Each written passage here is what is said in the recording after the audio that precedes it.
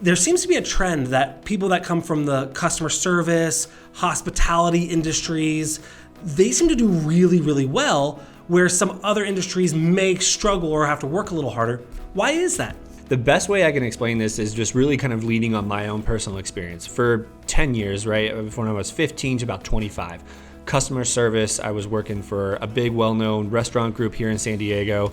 And what I was taught in that industry were so many valuable things that I use every day in my business that I, never even realized before that these were skills that were going to be really beneficial to helping me kind of move in the direction that I have been. So some skills that I'm talking about here are really going to be focusing on just truly like the client experience. If you're a good, let's just use servers, bartenders as the example, or if you're going to be a hospitality, like front desk person, like it's always about smile on your face, building regulars, and truly providing an experience for these people where they want to come back and talk to Cody or want to talk to Brian. They're like, look, that person took care of me. I don't want anybody else to. That person knows my wants, needs, and desires. I'm going to go work with them. So that's a huge piece that I think is truly going to be like, why they make really good real estate agents is coming from that background. Yeah, learning how to talk to people and listen to people. I love that.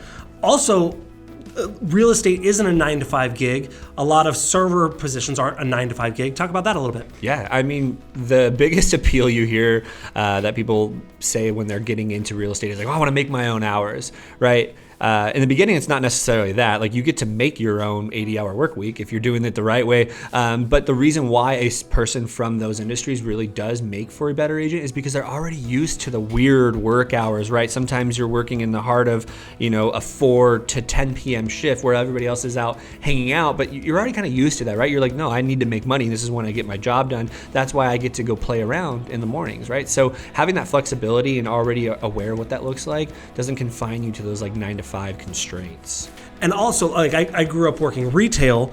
If anyone's worked retail in the wintertime, they know that managing client expectations or difficult clients is part of everyday life, right? Absolutely.